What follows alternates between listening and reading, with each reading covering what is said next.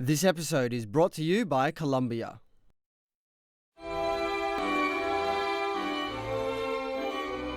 Prague is the capital and largest city of the Czech Republic.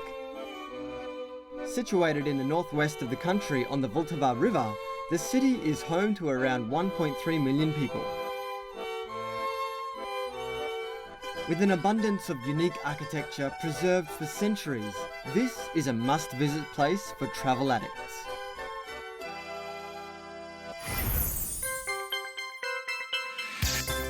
Last week, I stepped into this remarkable land for the first time. Visiting the Bohemia Castle, wandering around the city, and taking on some unexpected and bizarre challenges.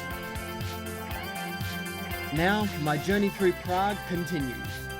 But before we start, let's recap on how I got here.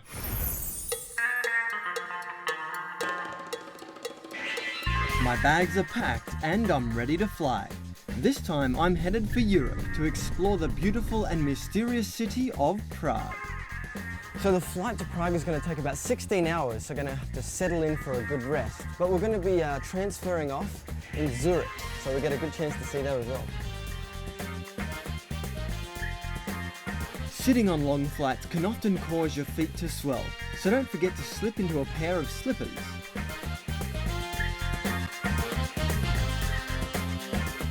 So the moment we get to Prague, it's going to be a lot of walking, so get as much rest as you can. See you there.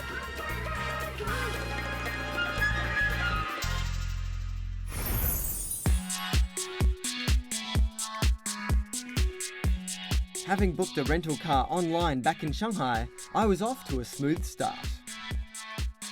So it takes around half an hour to get to central Prague from the airport, which is a bit of a treat because sometimes when you go to some cities, you're in for a long drive. But this time, it's a nice quick one.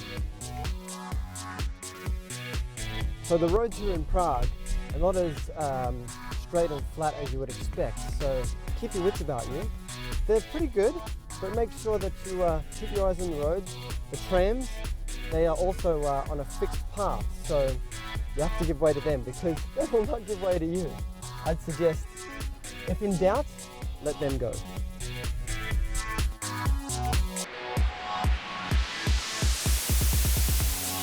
So it's easy to rent a car if you've got a license to drive around Europe, and you pick the car up, but make sure before you get on the road to plan your trip ahead because parking is very difficult. So if you think ahead, get the right route, then you won't have to walk a long way to find a park.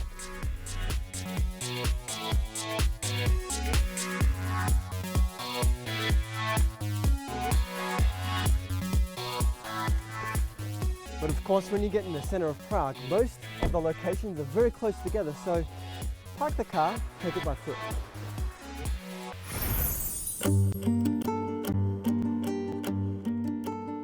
Today my trip starts on the Czech's longest river, the Vltava. With its panoramic views and historic buildings running along its banks, the Vltava is a visual smorgasbord. The best way to appreciate all of this without getting on the water is a walk on Prague's oldest and most iconic bridge, the Charles Bridge, accompanied of course with my encyclopedic guide, Jana. So this bridge, the name is Charles Bridge. Charles Bridge. Charles Bridge, named after a famous man, king of this country, Charles IV. He was the king of the 14th century. Right. To build a bridge in the Middle Ages, of course, it was a great project, so they needed to lay the foundation stone first. Oh, okay. And that took place here on 9th of July, it was 1357 and even 5:31 in the morning. Why was that? Because, the numbers, they played a great role because it's a palindrome. So if you take the numbers 1357, 97531, so you can read it both ways. Directions and it's both the same. directions, so that's why people believed in magic power of those really? numbers. Magic from the numbers. And they expected the numbers to protect the bridge from evil forces, Well, and look, it's still here. I mean, after all those I think it centuries, worked. the bridge is still here, Wow. survived a lot, many floods and many fights as Right. well. For centuries, this bridge was the only link between Lesser Town and Old Town. Adorned with 30 stone statues of saints and notables added between 1863 and 1928, every step brings on a new story. This bridge is known as an open-air gallery of statues. There are 31 of them. Right. And all together, yeah. But here we are standing in front of the most popular one, also the oldest one. Yes. And the name of the saint is Saint John of Nepomuk. You know, the story goes that he lived in the 14th century. He was a priest, and he was the confessor of the queen. So the queen was confessing her sins to him. Because the king, the husband, wanted to know what the queen was confessing. Oh, he's trying to sneak a... But the priest, you know, it's a secret. It's a top secret, it's confidential. of course. So the priest said no way, but the king really insisted. Then in the end, the king had him tortured so terribly that the priest John died. And here on this picture, you can see the bridge, and the body of the poor man is being thrown over into the river. And then when he found the body in the water, you know, they saw lights around his head. That's why he's always depicted with 5 stars around his head. Here, you know, people come to the bridge and they touch the pictures. Here you can see how shiny they are. It's been polished very well. If you touch it, it brings good luck to you. Or if you have some wish, your wish would come true. For example, they say if you wish to come back to Prague, to the city, also, if you wish so, it'll come true. Well, in that case, I definitely need to do a double rail. Charles Bridge is filled with people throughout the day. Street artists sketch and musicians play, adding a bit of magic to the experience.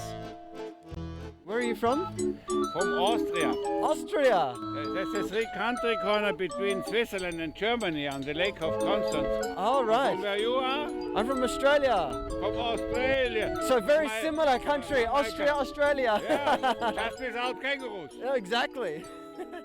So this music, is this from the hills of Austria? Yeah, like yodelay, yodelay, yodelay. Yeah,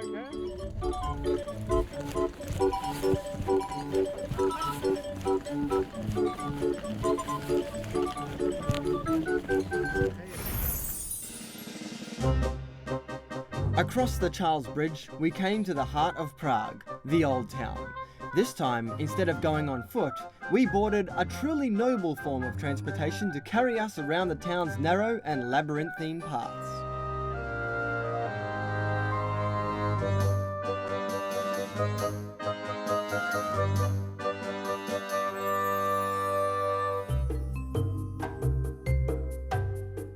So this area, right, is it always been this narrow? I mean, sometimes the buildings are so close to each other. Oh yes, of course. That's, because this is still a medieval town.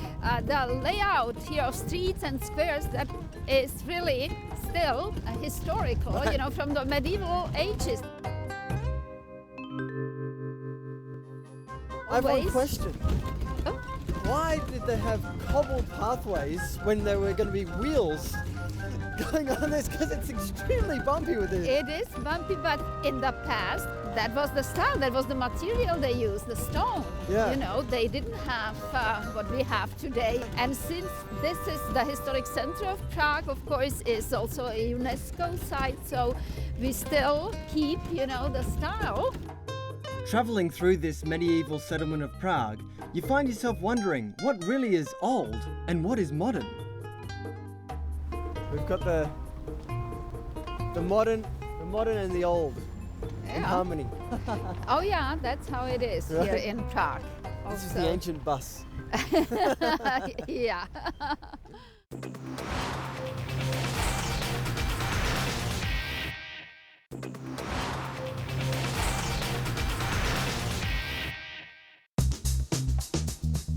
The next day, I got up early to drive to the outskirts of Prague for a journey that would take me to new heights.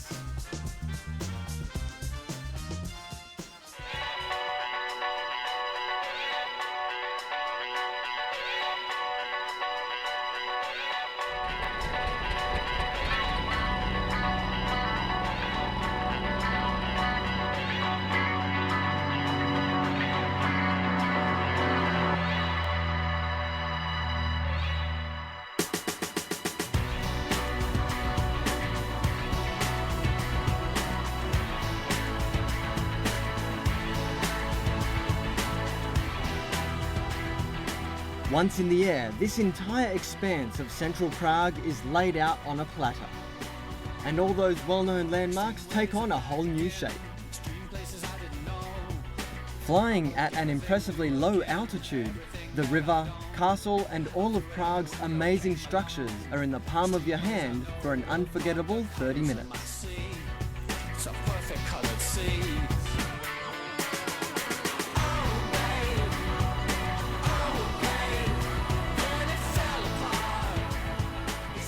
Off the plane and into a train. Well, I'm not actually going that far. And it's not actually me on the train. It's my drink. As a kid, I've always dreamed of having a huge train set. This is massive. How long is the track? It's 400 meters long. 400 meters. So how many trains do you have? We have 15 or 20. The different trains have different strengths. The bigger the train, the more the drink, right? And here, so this is a control deck. This is digital system normal for model train. And From here you can direct on this table or this table. Like this. So you just touch which table Yes. and that train goes. Yes. Right. In this restaurant, you are guaranteed to enjoy a glass of the famous Czech beer served in one of the most entertaining ways I've ever seen. Beer in Czech has a long history, dating back to the 10th century. But if you ever want to challenge a Czech at drinking, think again, because this country has the highest beer consumption per capita in the world. Now that is a beer for a king.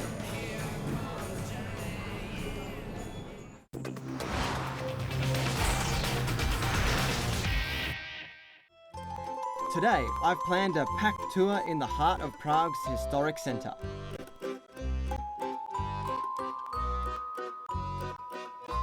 Prague's dramatic history is reflected in the beauty of its buildings. Once the setting of a mighty medieval empire, Prague is an open-air museum of stunning buildings and lovely old squares, making this one of the world's most beautiful cities.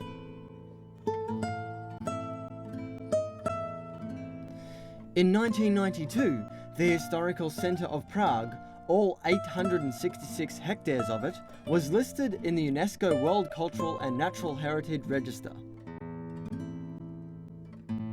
As a pretty compact city, Prague is best explored on foot. So is this some kind of centre square or something? This looks pretty busy. Yes, this square is Republic Square, that is the name of it, and here we are standing in between the old town that is behind us and the new town of Prague on the other side. And behind us, of course, there is this tower from the end of the 15th century, and the name of it is Powder Tower. Powder Tower. Powder So Tower. this is where the princess would powder up in the powder room. Well, a little bit different powder. Why is it called Powder Tower? Powder Tower because once this tower served as a warehouse for gunpowder. Oh. This tower originally was erected here at the end of the 15th century, and it was one of those towers that protected the old town. Those medieval towns, of course, were protected by moats and towers. Yeah, a so we town would be wall. in water by now. Yes, well, is we are water. standing here on a side of a medieval moat. Well, so we shouldn't get our feet wet. Quick, let's go. Yeah, careful.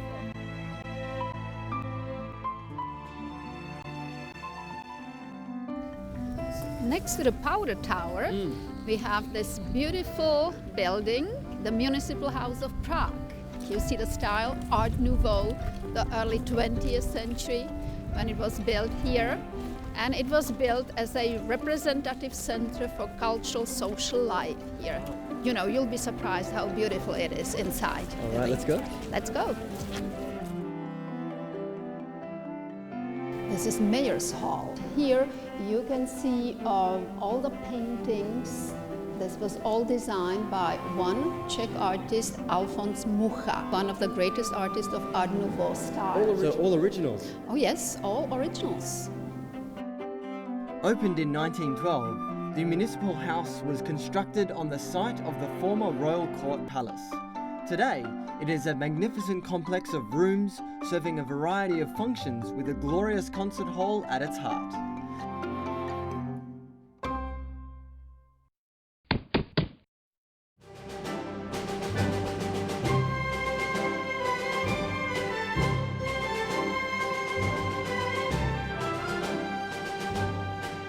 Home to the Czech National Symphony Orchestra, the Smetana Concert Hall attracts some of the largest and most famous orchestras from around the world to perform here.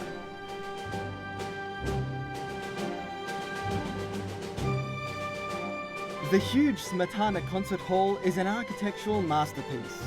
A mix of carved white stone and gold, illuminated by hundreds of lights and with frescoes by Karel Spiller adorning the walls, makes it a perfect musical mecca.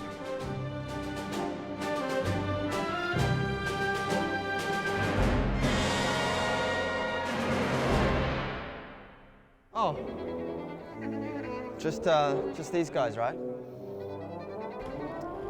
All right, concerts tonight.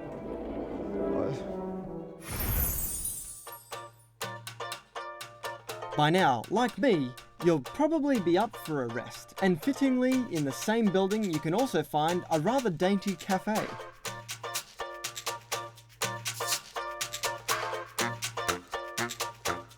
As with the many squares in Prague, there are street artists scattered all around. This one caught my eye in particular.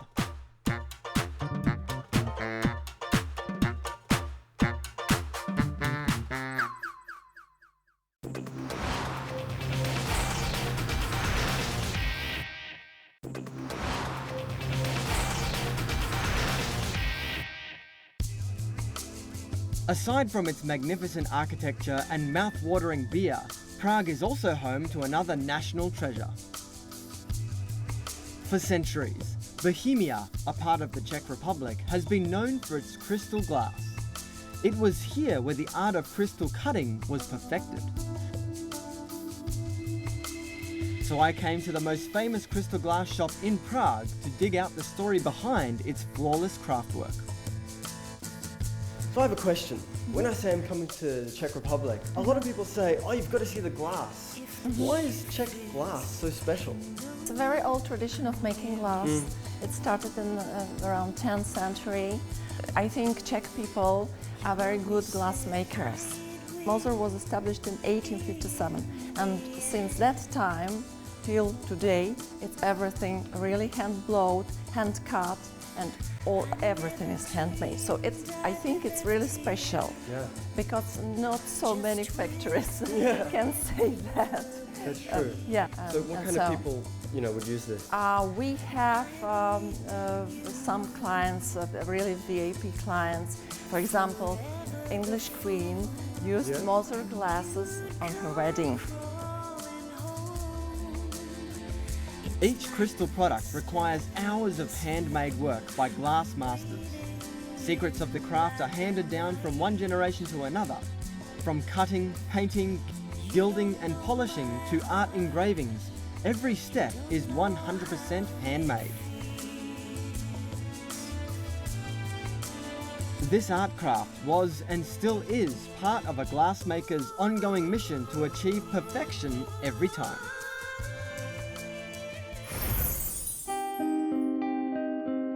I started my journey at the Vltava River, so I think it's fitting to end it here as well. The Vltava River flows through the centre of Prague and is the main waterway around which the city has developed over the past 1,000 years. Many of Prague's famous sites border the river, with the old town on one bank and the picturesque lesser town on the other.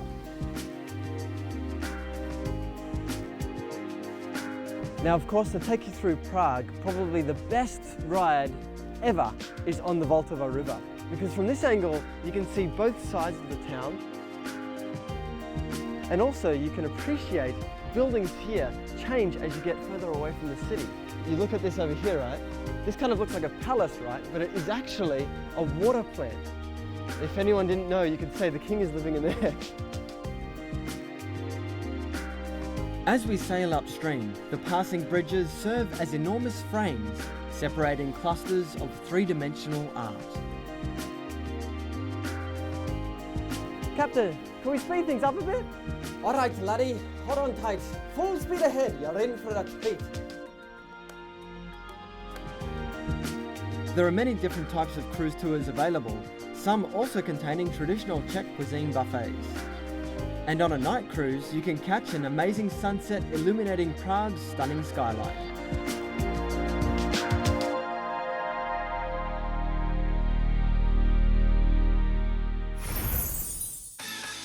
Along the Vltava River, there are some interesting places definitely worth exploring. Camper Island is the largest island in the Vltava River.